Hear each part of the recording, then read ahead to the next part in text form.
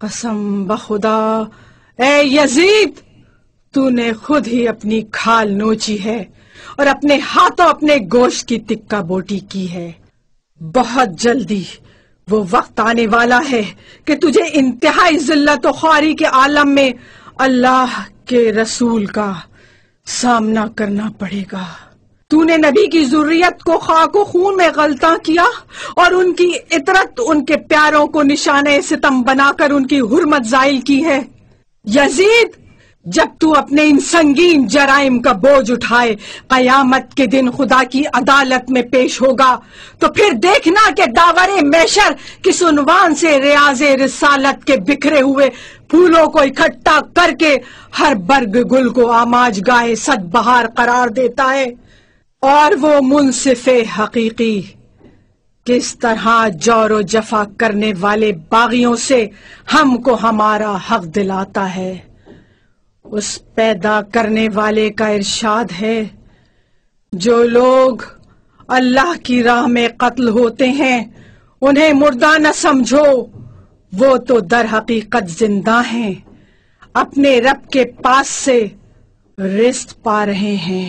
سن یزید سن، تیرے لیے بس اتنا ہی جاننا کافی ہے کہ بہت جلد خدائے ذوالجلال فیصلہ دے گا۔ محمد مصطفیٰ مدعی ہوں گے اور جبرائیل امین مدد کریں گے، ہاں، اور وہ لوگ بھی اسی ہنگام اپنا انجام دیکھ لیں گے جنہوں نے زمین ہموار کر کے تجھے اس جگہ تک پہنچایا اور پھر اللہ اور رسول کا کلمہ پڑھنے والوں کی گردنوں پر مسلط کر دیا۔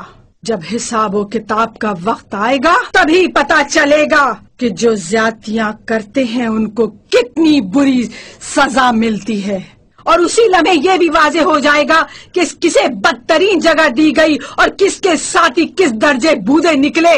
اے یزید، یہ تو زمانے کا انقلاب ہے کہ مجھے تجھ جیسے آدمی سے بات کرنے پر مجبور ہونا پڑا۔ تجھے تو میں بہت چھوٹا اور بے وقت سمجھتی ہوں، البتہ تیری سرزنش کو بڑا کام اور تیری ملامت کو ایک اچھی بات قرار دیتی ہوں۔ ہاں، تجھ سے مخاطب ہونے کی وجہ صرف یہ ہے کہ آنکھوں میں آنسو امنڈ رہے ہیں اور کلیجے سے آنچیں نکل رہی ہیں۔ کس قدر حیرت کا مقام ہے کہ وہ خاصانہ خدا جنہیں اس نے عز و شرف دے کر فراز فرمایا، وہی فتح مکہ کے دن ہمارے آزاد کی ہوئے شیطان صفت گروہ کے ہاتھوں تہے تیغ ہوں۔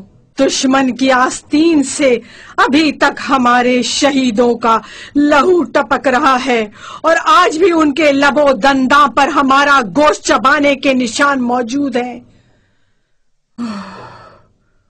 ان کشتگان رہے تسلیم کے پاک و پاکیزہ اجسام دامن صحرا میں بے گور و کفن پڑے ہیں۔ اے یزید، اگر آج ہمیں جنگی قیدی بنا کر تو سمجھ رہا ہے کہ کچھ حاصل کر لیا تو یاد رکھ کل تجھے اس کے مقابلے میں سخت نقصان اٹھانا پڑے گا، اور یہ بات نہ بھولنا کہ تو نے اپنے اعمال کی صورت میں جو بھیجے گئے بس وہی پائے گا۔ نیز رب العالمین اپنے بندوں پر کبھی ظلم نہیں کرتا۔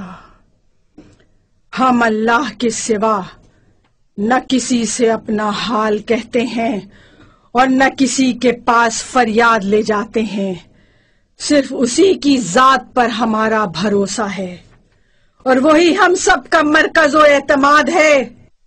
اے یزید، تیرے پاس مکر و فریب کا جتنا ذخیرہ ہے اسے جی کھول کر کام میں لیا، ہر طرح کی صحیح و کوشش میں بھی کوئی دقیقہ نہ اٹھا رکھنا، اپنی سیاسی جد و جہد کو مزید تیز کر دے، اور ہاں، ساری حسرتیں نکال لے، تمام آرزویں پوری کر لے، مگر اس کے باوجود تو نہ تو ہماری شہرت کو کم کر سکتا ہے اور نہ ہی اس موقف میں ہے کہ ہمیں جو مقبولیت حاصل ہے اسے متاثر کر سکے۔ پھر یہ بھی تیرے بس میں نہیں ہے کہ ہماری فکر کو پھیلنے اور ہمارے پیغام کو نشر ہونے سے روک دے۔ نیز تو ہماری مقصد کی گہرائی تک پہنچنے اور غرض و غائب کی گہرائی کو سمجھنے سے بھی قاصر ہے۔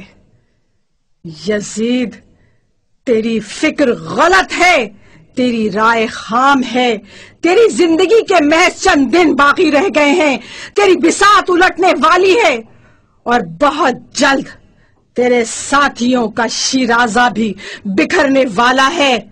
اس کے علاوہ وہ دن قریب ہے جب منادی آواز دے گا، ہاتف غیبی کہے گا کہ ظالموں پر خدا کی لعنت، اور حمد و سپاس اللہ کے لیے جو تمام جہانوں کا پروردگار ہے، وہ رب الارباب جس نے ہمارے پیشرو بزرگوں کو انجام کار، خیر و سعادت کے خزانے آمرا سے افتخار بخشا، اور ہماری آخری شخصیتوں کو شہادت و رحمت کی نعمت عظما سے سرفراز فرمایا۔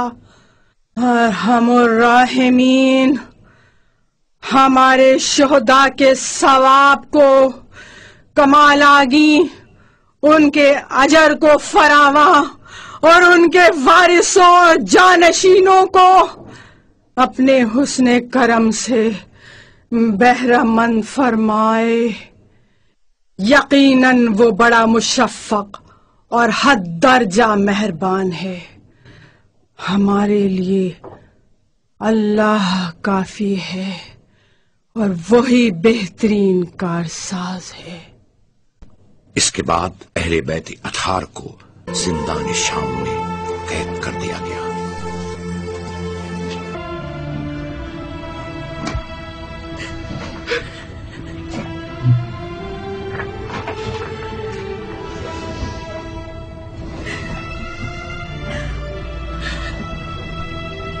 جناب سکینہ بنت الحسین کی شہادت ہوئی۔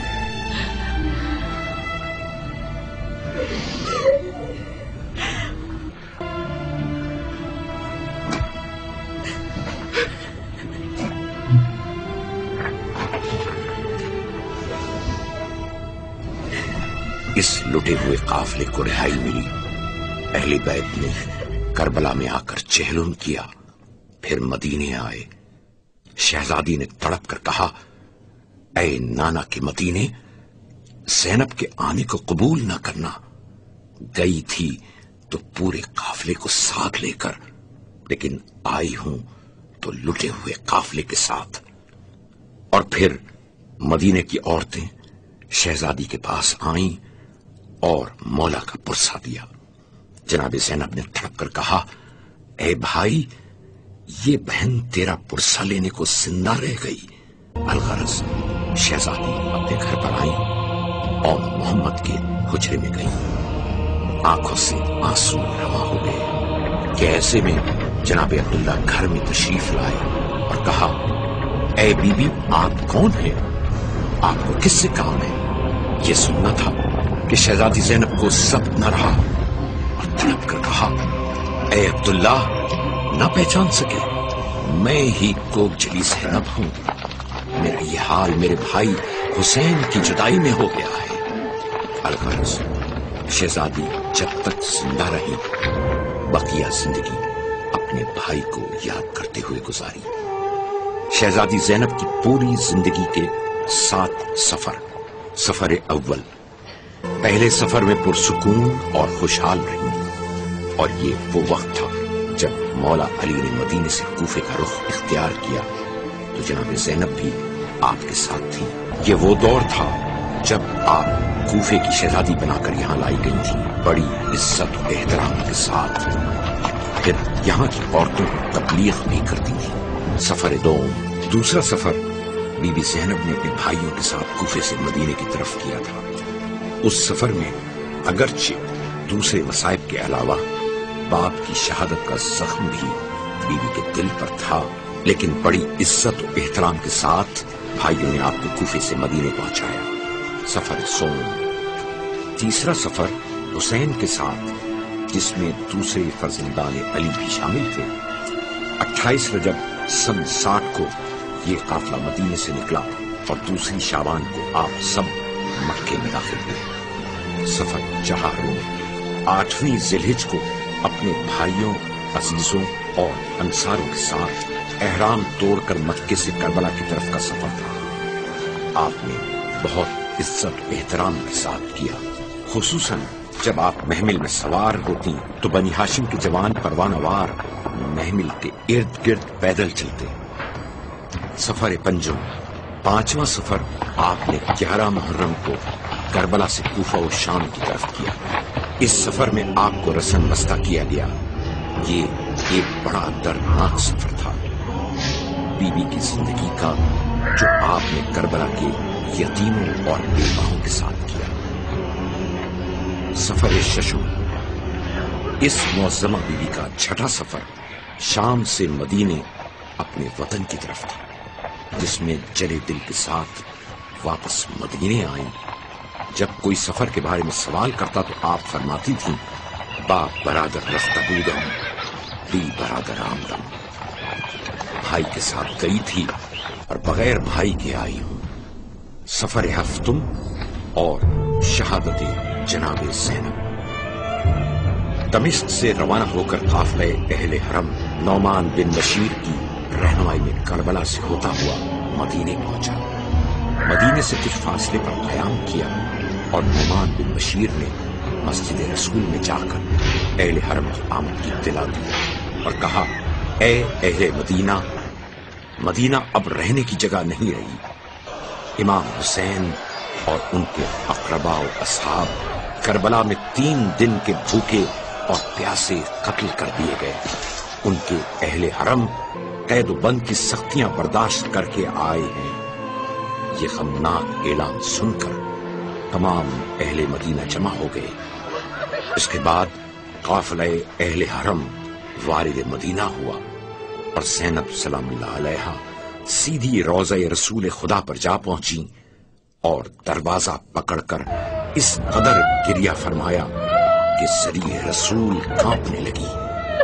شہزادی سرخ جگر نے بین کیے، فریاد و آہ و فغاں کے نالے بلند کیے کہ یا جدہ، میں آپ کے فرزند حسین کی سنانی لے کر آئی ہوں، جس کو آپ کی امت کے درندوں نے کربلا کی جلتی ہوئی ریت پر 3 دن بھوک و پیاس میں قتل کر دیا۔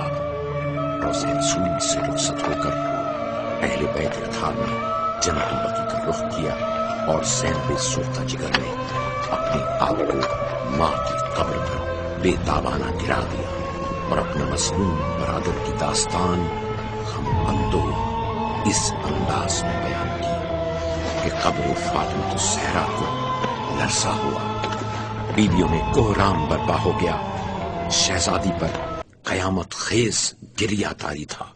جناب عبداللہ اپنی کتاب اخبار الزینبیہ میں لکھتے ہیں کہ جناب زینب مدینے میں اکثر مجالس برپا کرتی تھیں، خود ہی ذاکری فرماتی تھیں۔ اس وقت کے حکام کو یہ گوارا نہیں تھا کہ واقعہ کربلا کھلم کھلا بیان کیا جائے، چنانچہ والی مدینہ عروہ بن سعید اشدق نے یزید کو لکھا کہ جناب زینب کی موجودگی لوگوں میں ہیجان پیدا کر رہی ہے۔ یزید نے والی مدینہ کو جواب دیا کہ زینب اور ان کے ساتھیوں کو منتشر کر دے اور ان کو مختلف ممالک میں بھیج دے۔ اس کے بعد والی مدینہ نے حضرت زینب سے کہلا بھیجا کہ آپ جہاں مناسب سمجھیں چلی جائیں۔